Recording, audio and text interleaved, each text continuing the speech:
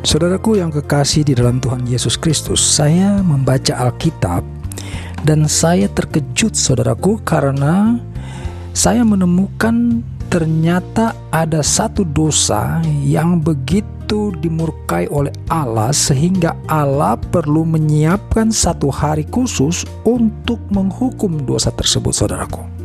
Nah, apakah dosa itu? Mari kita baca di dalam Yesaya 2 ayat 12 ya. Yesaya 2 ayat 12 berkata demikian. Sebab Tuhan semesta alam menetapkan suatu hari untuk menghukum semua yang congkak dan angkuh serta menghukum semua yang meninggikan diri supaya direndahkan.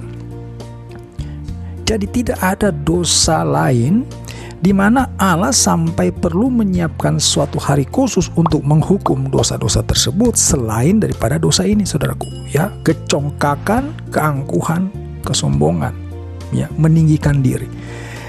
Jadi betapa dosa ini sangat fatal apabila terdapat di dalam diri seseorang ya saudaraku.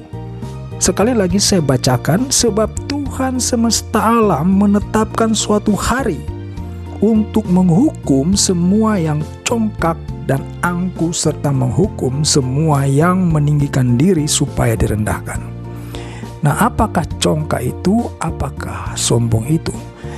Supaya tidak keliru, saya ingin merujuk dari Kamus Besar Bahasa Indonesia. Di sana dikatakan bahwa congkak ya, itu adalah suatu sikap di mana dia merasa dia mulia ya, dia merasa dia lebih mulia, lebih baik.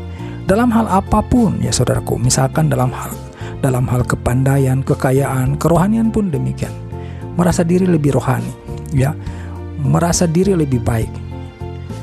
Begitupun dalam bertindak ya, dia bertindak selalu mempertunjukkan dirinya lebih daripada orang lain. Hal yang setara dengan itu adalah mengenai kesombongan juga. Kesombongan itu adalah menghargai diri secara berlebihan.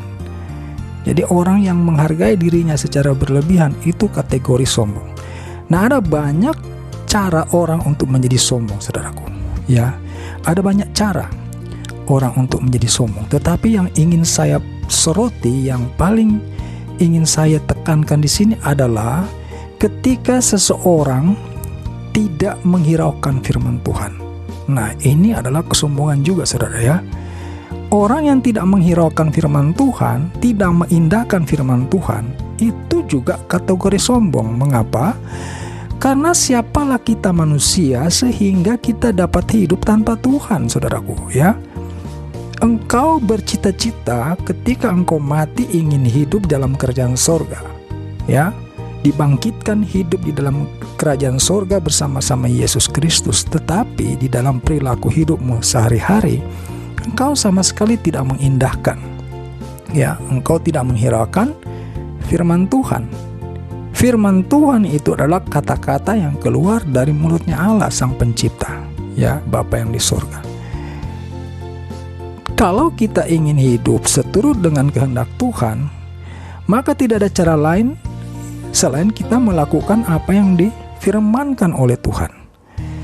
Oleh karena itu, janganlah pernah kita menganggap ketika kita sudah mengetahui firman Tuhan, ketika kita sudah menghafal firman Tuhan itu cukup. Ya, menghafal, mengetahui itu hanya menjadi suatu pengetahuan bagi kita.